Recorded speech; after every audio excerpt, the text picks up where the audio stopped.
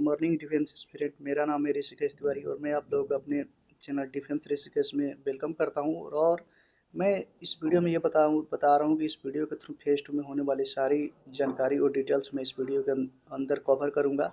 और ये भी बताऊंगा कि मेरा क्या एक्सपीरियंस रहा है और मैंने कैसे इजीली फेज 2 क्लियर करा था विदाउट एनी कोचिंग। बहुत सारे मिथ होते हैं कि बिना कोचिंग आप फेज 2 क्रैक नहीं कर सकते, आपको ग्रुप डिस्कशन के लिए कोचिंग करना होता है। तो ऐसा कुछ नहीं होता है। देखिए, फेज 2 मेनली हम लोग जानेंगे कैसे होता है। फेज 2 मेनली देखिए 2 पार्ट में डिवाइड होता है। पहला पार्ट हम लोग जैसे लेते हैं जिसको मानते हैं हम लोग फिजिकल फिटनेस टेस्ट, और दूसरा होता है ग्रुप डिस्कशन, तीसरा होता है मेडिकल टेस्ट। तो मेडिकल टेस्ट हम लोग इस वीडियो में नहीं कवर करेंगे, अगली वीडियो में हम लोग कवर करेंगे और मैं सारे गाइडेंस बताऊंगा कि मेडिकल में मेरे साथ क्या हुआ और वो आप लोगों को क्या गलतियां नहीं करनी है जिसकी वजह से मैं मेडिकल में फेल हो गया। तो इस वीडियो तक लास्ट तक बने रहें और मैं ईजिली सारे पॉइंट को कवर कराऊंगा कि क्या आप लोग को पॉइंट नहीं करने हैं, क्या करने हैं। तो चलिए शुरू करते हैं। देखो, मैं बता दिया कि एक होता है फिजिकल फिटनेस टेस्ट, एक होता है ग्रुप डिस्कशन। और सबसे पहले मैं बता दूं, जैसा ही आपका फेज 1 क्लियर हो जाता है उससे 10 से 15 दिन पहले आपको फेज 2 का एडमिट कार्ड रिलीज होता है। फेज 2 का एडमिट कार्ड जब रिलीज होगा आपको वहां पर जाने होते हैं और मॉर्निंग में सुबह 5 बजे ही वहां पर गेट के पास एंट्री हो जाता है। जैसे ही गेट के पास एंट्री हो जाता है वहां पर एयरफोर्स के बंदे रहते हैं, सामने गेट पर ही आपका सब कुछ डॉक्यूमेंट वेरिफिकेशन होगा, आपका आधार कार्ड, पासिंग सर्टिफिकेट से लेकर सब कुछ उसी टाइम पे आप लोगों का वो लोग ले लेते हैं। उसके बाद आप लोगों को एक रो में बैठा दिया जाता है और रो में बैठाने के बाद आप लोगों को चेस्ट नंबर दिया जाता है। यहाँ ये बात अच्छा समझ लीजिए कि वहाँ पर कोई किसी का नाम से नहीं बुलाता है, वहाँ पर सारे लोग चेस्ट नंबर वाइज ही बुलाते हैं कि इस पर्सन का चेस्ट नंबर क्या है। जैसे आपका 152 चेस्ट नंबर है, किसी का 84 चेस्ट नंबर है, तो जो एक्स ग्रुप होते हैं उनका अलग चेस्ट नंबर होता है, वाई ग्रुप होता है उनका मतलब सीक्वेंस वाइज ही चेस्ट नंबर होता है। तो ये चेस्ट नंबर की बात होगी। नेक्स्ट आता है आप लोगों का चेस्ट नंबर, तो ऐसे मिलते हैं, थोड़ा देख लेना। और वो लोग बोलते हैं कि जाओ अब ग्राउंड में बैठ जाओ, चेस्ट नंबर जिस और जैसे तुम्हें रनिंग करना है, जिस ड्रेस में रनिंग करना है वो ड्रेस पहन लो। सारे बच्चे अपना ड्रेस पहन लेते हैं और वो फिजिकल के लिए रेडी हो जाते हैं। रेडी होने से पहले सब लोग बोलते हैं कि जो किसी को टॉयलेट करना है या जो कुछ भी करना है तो वो आप ना जाके कर लो, क्योंकि बाद में तुम्हें टाइम नहीं मिलने वाला है। तो जितने भी बच्चे हैं वो टॉयलेट टॉयलेट कर देते हैं। उसके बाद क्या होता है, उसके बाद एक ऐसा वैन आता है, एक ऐसा बस आता है। देखिए ये बस अच्छा होता है और वहाँ पर रनिंग बहुत जगह पर रोड पर किया जाता है। बहुत रोड पर ही करने होते हैं आपको, एयरफोर्स में तो अभी फ़िलहाल यही चल रहा है, तो रोड पे वो लोग आप लोगों को रनिंग कराएंगे। रनिंग बस में बैठा के आप लोगों को जहाँ से रनिंग स्टार्ट करने होते हैं वहाँ पर ले जाएंगे और जहाँ तक उनका गेट होता है वहाँ तक रनिंग करके आना है। सपोज करो कि मान लो कोई एयरफोर्स का रनिंग यहाँ से स्टार्ट हुआ, तो वहाँ जो मेन गेट है यहाँ तक आप लोगों को रनिंग करने हैं। तो आप लोग गेट तक आप लोग को यहाँ पर 1.6 किलोमीटर दिया जाता है, आपको पता है 7 मिनट में ही रनिंग करने होते हैं। तो आप लोग का रनिंग करने होते हैं। इसके बाद आप लोग का रनिंग स्टार्ट होता है, बहुत सारे बच्चे अपना रनिंग स्टार्ट करते हैं। तो रनिंग से पहले क्या होता है कि एक एम्बुलेंस आता है, पीछे आप लोगों के साथ एम्बुलेंस चलेगा, आगे कार भी चलती है, कार को फॉलो करते हुए सारे बच्चे को दौड़ने होते हैं। और बीच रास्ते में इंडियन एयरफोर्स के जितने भी लोग हैं बीच रास्ते में खड़े हुए होते हैं ताकि लोग बच्चे जो रनिंग कर रहे हैं वो भूल ना जाए। तो बीच रास्ते में और आप लोगों के लिए प्रॉपर एम्बुलेंस भी रहती है कि जो बच्चे बेहोश हो गए, गिर गए, उन्हें एम्बुलेंस में बैठाकर उन्हें भेज दिया जाता है या उनका इलाज किया जाता है। तो चलिए बात करते हैं। अब रनिंग स्टार्ट होता है, बहुत सारे बच्चे रनिंग स्टार्ट करते हैं। देखिए रनिंग का स्टार्ट करने का ट्रैक बहुत चौड़ा होता है, ऐसा कोई वो नहीं है कि इतने बच्चे दिख रहे हैं आप लोग को। तो ये इतना भीड़ इसमें नहीं होता है, भीड़ बहुत खाली होता है, ट्रैक बहुत उसका चौड़ा होता है। और वो आप लोगों को गाइडेंस भी बताते हैं कि ये प्रॉपर आप लोगों को 7 मिनट का टाइम मिलेगा, स्ट्रेचिंग भी करा देते हैं रनिंग से पहले। आप लोग कोई हड़बड़ाना नहीं है, क्योंकि 7 मिनट बहुत टाइम होते हैं। वहीं बच्चे छट पाते हैं जो एकदम रनिंग नहीं करके जाते हैं, नहीं तो ऑलमोस्ट सारे बच्चे ही पास हो जाते हैं। तो आप लोगों को उतना रनिंग के लिए कुछ हड़बड़ाना नहीं, बहुत गड़बड़ाहट रहती है कि क्या मैं रनिंग पास कर पाऊंगा या नहीं कर पाऊंगा। तो ये मैं बता दूं कि इजीली आप लोग रनिंग पास कर लेंगे, कोई ज़्यादा हड़बड़ी नहीं है। रनिंग जैसे ही पास करके आप आते हैं उसके बाद पीएफटी का सेकंड पार्ट स्टार्ट होता है, physical fitness test. Physical fitness test में आप लोगों को पता है कि पुशअप लगाए जाते हैं, स्क्वाट्स लगाए जाते हैं, सीटअप लगाए जाते हैं। जैसे मेरा जहाँ सेंटर था वहाँ पर तो रनिंग और फिजिकल बहुत ही ईजी हुआ था, कोई प्रॉब्लम नहीं थी। लेकिन जैसे ही आप लोग जानते हैं जैसे कानपुर सेंटर और ये सेंटर, इसमें पुशअप में मोस्टली बच्चे आउट हो गए थे, क्योंकि वो लोग 5-4 सेकंड 5 सेकंड होल्ड करा रहे थे और जिसका भी पोस्चर खराब हो रहा था उन्हें वो आउट कर दे रहे थे।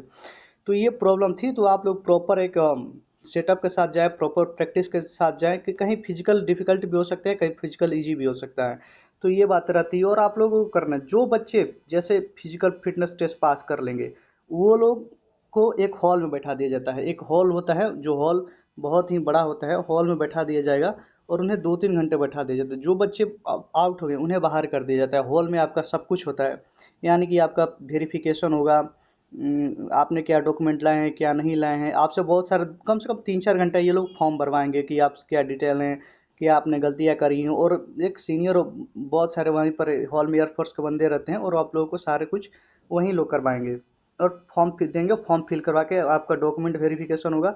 डॉक्यूमेंट वेरिफिकेशन के बाद हर बच्चे, जैसे मान लीजिए आप एक्स ग्रुप से हैं या वाई ग्रुप से हैं, तो डॉक्यूमेंट वेरिफिकेशन के बाद एक ग्रुप के अकॉर्डिंग जैसे 10-15 बच्चों को वो लोग ग्रुप लेंगे और ग्रुप के अकॉर्डिंग बोल देंगे कि चलो आ जाओ, अब तुम लोग का ग्रुप डिस्कशन स्टार्ट होगा। तो ग्रुप डिस्कशन स्टार्ट करने से पहले आप लोगों को मैंने बता दिया, ग्रुप में बनाएंगे ग्रुप डिस्कशन स्टार्ट, और आप लोगों को एक टॉपिक में बनाएंगे, यानी कि कोई टॉपिक होता है उस पर पहले ग्रुप डिस्कशन होगा। ग्रुप डिस्कशन स्टार्ट होते हैं तो वो लोग क्या करते हैं कि उन लोग एक स्पीकर लेते हैं, और स्पीकर होता है, और आप जानते हैं कि A4 साइज पेपर होता है। A4 साइज पेपर पर कुछ टॉपिक, मान लो सोलर एनर्जी के बारे में दिया, वेसल्स, इलेक्ट्रिकल वेसल्स के बारे में दिया, या कोई भी टॉपिक हो उसके बारे में वो लोग क्या करते हैं कि वो पहले स्पीकर पर 3 मिनट बचाएंगे और 5 मिनट आप लोगों को ये टाइम मिलेगा कि आप लोग 5 मिनट उसके बारे में लिखेंगे। तो ये घबराने की कोई बात नहीं है, प्रॉपर टाइमिंग मिलती है और सारे बच्चे अच्छे से लिख देते हैं। और पेपर शीट बहुत ही छोटा होता है, तो आप लोगों को ये काम करना है कि एक साइड में या पीछे साइड में भी लिख सकते हैं, उससे कोई प्रॉब्लम नहीं है। जैसे ही होता है ऐसा पेपर होता है आप लोगों को। और मैं बता दूं कि ग्रुप डिस्कशन स्टार्ट करने के लिए सबसे पहले सबको इंट्रोडक्शन देते हैं। देखो, कुछ भी करना या नहीं करना, इंट्रोडक्शन बहुत ही क्लियर देना, क्योंकि first impression is last impression. जैसे ही आप लोग अपना इंट्रोडक्शन देते हैं बहुत सारे बच्चे चुप हो जाते हैं वहीं पे। वो 1 मिनट सबको प्रॉपर टाइम देते हैं, 1 मिनट में आपका इंट्रोडक्शन होता है और आप उसके टॉपिक के बारे में जो होता है उससे रिलेट करके आप बोलते हैं कि इसको एक्सप्लेन करो।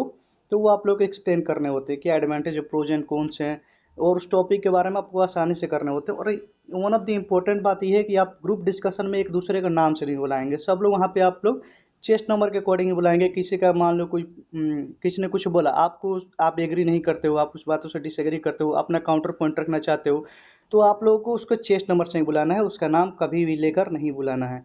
तो ये बात समझ लीजिएगा। और दूसरी बात ये है कि आपको एक ग्रुप डिस्कशन में इंट्रोडक्शन अच्छे से देना है। बाकी टाइम आप पार्टिसिपेट कर रहे हो या नहीं कर रहे हो वो बात अलग है, लेकिन आप इंट्रोडक्शन अच्छे से दो। कम से कम 3-4 बार पार्टिसिपेशन वहाँ पर होना ही चाहिए। और ये घबराने की कोई बात नहीं है कि मैं नहीं कर पाऊंगा, ये नहीं, देखो बोलोगे नहीं तो कुछ कर नहीं पाओगे। इंस्ट्रक्टर खुद बोलते हैं कि देखो तुम बोलो, कॉन्फिडेंस आना चाहिए और हाथ अच्छे से बैठ, जैसे ये लोग रो में, आप लोग देख सकते हैं इस फोटो में कि ये लोग कैसे रो में बैठे हुए हैं हाथ इधर रख के। तो आप लोग ऐसा ही बैठना है, कोई वो नहीं डिबेट करते हुए टाइम। आप लोग को एक दूसरे से नज़र मिलाना है, आई कांटेक्ट आपका सही होना चाहिए। जो इंसान बोल रहा है उसके चारों तरफ देखें और इंस्ट्रक्टर की तरफ कभी भी नहीं देखें, क्योंकि इंस्ट्रक्टर के सामने देखते हैं तो इसका मतलब ये होता है कि आप लोग डर रहे हैं। और यही सब बातें होती हैं और इंस्ट्रक्टर लास्ट में खुद बताते हैं जैसे ही ग्रुप डिस्कशन क्लियर होता है। जैसे मान लो आप ग्रुप डिस्कशन सारे बच्चों को बोल देंगे कि जाओ तुम लोग नाश्ता कर लो, नाश्ता या 30-40 रुपए का मिलता है या कहीं कहीं महंगा भी मिलता है। तो वो बच्चे क्या करते हैं कि वहाँ पर अपना ब्रेकफास्ट क्लियर करते हैं। ब्रेकफास्ट क्लियर करने के बाद अब आता है फिर से सेम हॉल में, और ब्रेकफास्ट जो बच्चे क्लियर कर लेते हैं सेम हॉल में 2-3 घंटा 3-4 घंटा के लिए वो लोग वहीं पर बैठा देते हैं। भाई 3-4 घंटा में बच्चों के पसीने पसीने होने लगते हैं कि क्या होगा क्या नहीं होगा। बहुत सारे बच्चे डर जाते हैं। जैसे क्या होता है ना कि बहुत सारे तो बच्चे डर जाते हैं। 3-4 घंटा बाद एक इंस्ट्रक्टर आते हैं, इंस्ट्रक्टर आने के बाद वो आप लोगों को बताएंगे कितने बच्चों ने पास करा। अब जितने बच्चों ने पास करा, पहले तो वो लोग ये बताते हैं कि कितनों ने इतना इतना चेस्ट नंबर बोल देंगे, और ये बोलेंगे कि सबको लगता है कि यही चेस्ट नंबर पास हुए बाकी सब फेल हुए हैं। तो ऐसा कोई बात नहीं है, वो चेस्ट नंबर बता देते हैं और उतने चेस्ट नंबर वो आउट हो जाते हैं। तो जैसे ही आउट होते हैं ना, जो बच्चे सिलेक्ट हो जाते हैं वो बहुत मतलब खुश हो जाते हैं, इतना खुश हो जाते हैं कि वो ताली बजाने लगते हैं, सब करने लगते हैं, बहुत सारे बच्चे खुश भी हो जाते हैं। तो ये बातें होती है। जो बच्चे आउट हो गए उन्हें उसी टाइम वो लोग क्या करते हैं, बाहर भेज देते हैं, यानी कि उन लोग का अलग से फॉर्म फिल करवाते हैं और वो बाहर भेज देते हैं। फिर से जो बच्चे सिलेक्ट हुए उनका डॉक्यूमेंटेशन होता है। अब उसके बाद आते हैं मेडिकल के, जो वहाँ पर हेड होते हैं मेडिकल डिपार्टमेंट, जो बच्चों का मेडिकल होने वाला होता है 4-5 दिन बाद ही होता है मेडिकल। तो वो मेडिकल वाले सर आते हैं और मेडिकल वाले सर आके आप लोगों को कंप्लीट गाइड बताएंगे कैसे मेडिकल में जाना है, एक दिन पहले खाना खाना है कि नहीं खाना है, और क्या क्या आपको सावधानी करनी चाहिए, कान में वैक्स वैक्स नहीं रहना चाहिए, अपने जो टीथ है उसका अच्छे से सफाई कर लें। ये सब बातें वो बताएंगे कि आपका टीथ सही रहना चाहिए, फ्रेश रहना चाहिए। और मेडिकल का के लिए भी एक फॉर्म भरवाते हैं, एक फॉर्म देंगे और एक वही फॉर्म आप लोगों को मिलेगा। और देखिए जो सब फेज 2 में आपका एक अलग चेस्ट नंबर होता है, तो मेडिकल में आप लोगों के लिए अलग चेस्ट नंबर बना दिया जाएगा। जैसे मान लो कि चेस्ट नंबर तुम्हारा 152 है, तो मेडिकल में क्या होगा कि मान लो तुम्हारा ये भी हो सकता है कि 30 चेस्ट नंबर आ जाए, 40 चेस्ट नंबर आ जाए। तो ये होता है, और बच्चे सारे मेडिकल के लिए उसके बाद रवाना हो जाते हैं, यानी कि तैयार हो जाते हैं। तो ये वीडियो ऐसा ही था, और ये वीडियो कंप्लीट प्रोसेस होने में आप लोगों को लगभग 8 से 9 बज जाते हैं रात में। तो ये कंप्लीट मैं बता दूं कि घर वाले को कॉल करके बोल देना कि मैं 4 या 4:30 बजे एंट्री करूंगा, तो रात में 9 बजे ही निकलूंगा। नहीं तो बहुत फ्रॉड होते हैं भाई, उस दिन इतने बच्चों के पास कॉल करे जाते हैं कि आपका लड़का ने ये कर दिया, वो कर दिया। आप 2 दिन भर अंदर रहते हैं, लेकिन सब घर वाले को पता चल गया मेरा लड़का गया था होटल में, उसके साथ कुछ और हो गया। बहुत सारे पैसे, बहुत मेरे दोस्तों से वो लोग ले लिए कि आपका लड़का होटल में ये करता, पकड़ा गया। तो मैं बता दूं, ये सब फ्रॉडगिरी से दूर रहें और अपने घर वालों को सब कुछ बता के रखें। और लास्ट में भाई एक प्राउड मोमेंट आता है, जैसे तुम क्लियर करोगे ना, फेस टू क्लियर करो, मेडिकल पास हुए ना हो, तुम्हारा कॉन्फिडेंस एकदम हाई हो जाता है। मतलब लाइफ में लगता है कि नहीं मैंने कुछ करा है भाई। तो समझो, ये सब चीज़ें तुम्हें बहुत दूसरों से आगे ले जाएगी, और अच्छे से करो, ठीक है तैयारी। Thank you.